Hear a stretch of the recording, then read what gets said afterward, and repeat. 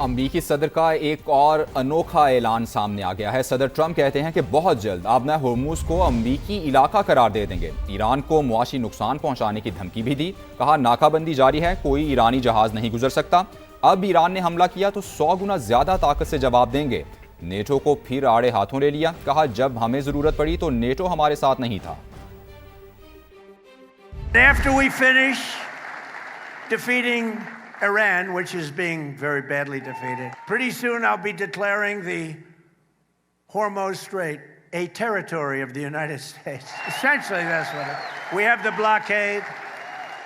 No ships get through unless we want them to. But, and how about Venezuela? Venezuela was a one-day war. And now we work great with them. We've taken in millions and millions of barrels of oil. But we're doing really good. We're doing good in every way. You know, I built the military, and now I used it a little bit more than I wanted to, frankly, but that's okay, because we cannot let Iran have a nuclear weapon. Do we agree? Can't let it. Hazara صوبہ بنایا جائے جس میں Kohistan, Battagram, Mansehra, Abbott آباد، ہری پور شامل ہو۔ Chairman صوبہ ہزارہ تحریک اور وفاقی وزیر سردار یوسف کا مطالبہ، کہتے ہیں صوبہ ہزارہ بنانے کی 3 قراردادیں صوبائی اسمبلی سے منظور ہو چکی ہیں۔ قومی اسمبلی اور سینٹ میں بل سٹینڈنگ کمیٹی کے پاس موجود ہے۔ بل پر غور کر کے آگے کا لاہے عمل اور کارروائی عمل میں لائی جائے۔ سردار یوسف کا کہنا تھا کہ نئے صوبے بنائے جائیں، یہ وقت کی ضرورت ہے۔ 3.5 کروڑ کی آبادی کے لیے 4 صوبے بنے تھے، اب 25 کروڑ آبادی ہے، زیادہ صوبے بننے چاہیے، تو آپ کو بتا رہے ہیں کہ ہزارہ صوبہ بنایا جائے۔ چیئرمین صوبہ ہزارہ تحریک سردار یوسف کا یہ مطالبہ سامنے آیا ہے۔ وہ کہتے ہیں کہ صوبہ ہزارہ میں کوہستان، بٹگرام، مانسہرہ، ایبٹ آباد، ہری پور شامل ہونے چاہیے۔ اسی پر بات کریں گے۔ احمد بلال محبوب صاحب ہمیں جوائن کر چکے ہیں، سربراہ پل.ڈاٹ۔ بے حد شکریہ احمد صاحب جوائن کرنے کے لیے۔ صوبے وقت کی ضرورت، یہ ہر طرف سے آواز آ رہی ہے۔ سر آپ کو کیا لگتا ہے صوبے کیوں ضروری ہیں؟ کیونکہ ظاہری سی بات ہے، یہ تو ایک فیکٹ ہے کہ جب آبادی کم تھی تو اس وقت 4 صوبے بن گئے، اب تو بہت زیادہ آبادی ہے، ابھی بھی وہی 4 صوبے ہیں۔ کیا کامنٹ کریں گے؟ بہت شکریہ۔ دیکھیے، یہ آبادی کی بنیاد پہ صوبے بننے کا جو آرگومنٹ ہے یہ کوئی بہت اسٹرانگ نہیں ہے۔ دنیا کے اندر بہت سی ایسی مثالیں ہیں۔ مثال کے طور سے انڈیا میں ہی اتر پردیش کا جو صوبہ ہے وہ ہمارے پورے ملک کے برابر ہے، تو اس کی تو ڈویژن کی کوئی بات نہیں ہوتی۔ لیکن یہ کوئی اور وجوہات ہیں جس کی بنیاد پہ بن سکتے ہیں صوبے۔ مثلاً اگر آپ یہ صوبہ ہزارہ کی بات کریں تو یہ بنیادی طور پہ تو لینگویج کی بنیاد پہ ہے کہ کچھ باقی علاقے پشتو سپیکنگ ہے اور ہزارہ کا ایریا جو ہے وہ نان پشتو سپیکنگ ہے، وہ ہندکو بولتے ہیں یا کوئی دوسری ویریشن بولتے ہیں۔ تو اگر آپ اس بنیاد پہ صوبے بنائیں گے تو پھر تو بہت سی اور جگہیں بھی ہیں جہاں پہ اسی بنیاد پہ صوبے کا مطالبہ اٹھے گا، اٹھ بھی رہا ہے، جیسے سراکی ایریا میں، جیسے سندھ کے اندر اردو بولنے والے، سندھی بولنے والے، اور اسی طرح شاید پھر بلوچستان میں بھی پشتو بولنے والے اور پھر بلوچی بولنے والے، ان کے درمیان صوبے بننے کی مطالبے ہوں گے اور ان کو ڈینائی کرنا مشکل ہو جائے گا۔ میرے خیال میں یہ جو مقامی حکومتیں ہیں ان کو اسٹرینگتھن کرنا بہت بہتر رہے گا۔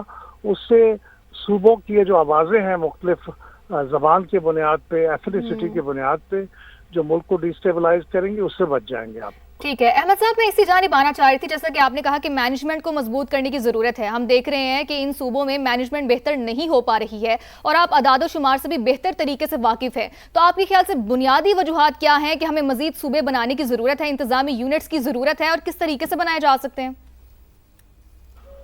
جی، یہ بنیادی بات اس میں یہ ہے کہ طاقت جو ہے وہ کسی ایک جگہ پہ کنسنٹریٹ نہیں ہونی چاہیے، جو اس وقت صوبوں میں ہوئی ہے۔ یعنی پروونسز کے پاس اختیارات اور وسائل دونوں مرتکز ہو گئے، کنسنٹریٹ ہو گئے ہیں، تو اس کا حل ہے ڈیولوشن۔ اب ڈیولوشن کے لیے 2 باتیں ہو رہی ہیں، ایک صوبوں کی ہو رہی ہے اور ایک ہم کہہ رہے ہیں لوکل گورنمنٹ کے ذریعے ڈیولوشن کی جائے۔ لوکل گورنمنٹ کے لیے کرنا آسان بھی ہے اور زیادہ افیکٹو بھی ہے، اور اگر آپ کر لیں گے ایک آئینی ترمیم کے ذریعے تو پھر شاید آپ کو صوبے بنانے کی ضرورت نہ پڑے، جو کہ بہت ہی مشکل کام ہے۔ ہمارے آئین کے مطابق یہ بہت مشکل کام ہے، اور اس سے کچھ ملک کے اندر انسٹیبلٹی بھی پیدا ہو سکتی ہے۔ تو اس کی بجائے آپ پہلے مقامی حکومتوں کو مضبوط کر لیں، اگر آپ کر کے کام نہ چلے تو پھر بعد میں صوبوں کی بات بھی کر لیں. ٹھیک ہے، بالکل ایسا ہی ہے. احمد بلال محبوب صاحب، آپ نے ہمیں اپنا وقت دیا، بہت شکریہ آپ کا. وزیر اعلیٰ خیبر پختونخوا سہیل آفریدی نے وفاقی مالیاتی منتقلی میں 6.4 ارب روپے ایٹ سورس کٹوتی سے انکار کر دیا ہے.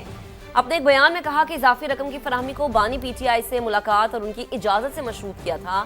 بانی سے ملاقات نہ کرائے جانے پر خیبر پختونخوا نے اضافی رقم کی مفاہمتی یادداشت منظور یا پھر اس پر دستخط نہیں کیے. اسی پر بات کریں گے. بیورو چیف پشاور محمود جان بابر ہمیں جوائن کر چکے ہیں. محمود صاحب فرمائے گا کیا تفصیل ہے اس خبر کی؟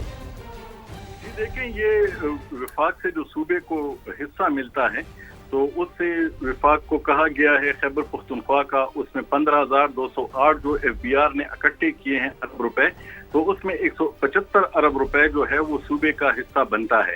تو وزیر اعلیٰ خیبر پختونخوا نے کہا ہے کہ اس وقت وفاق کے پاس یہ اختیار نہیں کہ وہ خود ہی یہ پیسے جو ہیں صوبے کے حصے سے کاٹ لیں 6.4 ارب روپے، کیونکہ صوبہ جب تک اس پہ حامی نہ بھرے تو اس وقت تک یہ نہیں ہو سکتا، اور اگر وہ ایسا کریں گے تو یہ غیر آئینی ہوگا. اس لیے وفاق کو چاہیے کہ وہ پیسے پہلے صوبے کو دے اور پھر صوبے کی مرضی ہے کہ وہ یہ پیسے واپس دینا چاہتا ہے یا نہیں. اور اس کے علاوہ یہ بھی کہا گیا ہے کہ خیبر پختونخوا پہ جو سابق فاٹا کا جو بوجھ آیا ہے وہ بھی ابھی تک انہیں ادا نہیں ہوا، تو ایسے میں یہ ادائیگی جو ہوگی یہ اگر وہ خود ہی کاٹیں گے تو یہ غیر آئینی ہوگا. اور وہ کہتے ہیں وزیر اعلیٰ خیبر پختونخوا کہ انہوں نے مشیر خزانہ کو کہہ دیا ہے کہ وہ اس حوالے سے معاملات اپنے نمٹا لیں. ٹھیک ہے. محمود جان بابر ہمیں جوائن کیے ہوئے تھے، تفصیل آگاہ کر رہے تھے. آپ کا بے حد شکریہ. نواز شریف کی زیر صدارت مسلم لیگ نون آزاد کشمیر کی پارلیمانی پارٹی کا اجلاس. وزیر اعظم شہباز شریف اور سابق وزیر اعلیٰ حمزہ شہباز بھی اجلاس میں شریک. اجلاس میں مسلم لیگ نون پاکستان اور آزاد کشمیر کے سینئر رہنماؤں بھی موجود ہیں. تو آپ کو بتاتے چلے کہ نواز شریف کی زیر صدارت مسلم لیگ نون آزاد کشمیر کی پارلیمانی پارٹی کا اجلاس. وزیر اعظم شہباز شریف اور سابق وزیر اعلیٰ حمزہ شہباز بھی اجلاس میں شریک. اجلاس میں مسلم لیگ نون پاکستان اور آزاد کشمیر کے سینئر رہنما بھی موجود، جبکہ نواز شریف کی زیر صدارت مسلم لیگ نون آزاد کشمیر کی پارلیمانی پارٹی کا اجلاس. وزیر اعظم شہباز شریف اور سابق وزیر اعلیٰ حمزہ شہباز بھی اجلاس میں شریک ہے. اجلاس میں مسلم لیگ نون پاکستان اور آزاد کشمیر کے سینئر رہنما بھی موجود.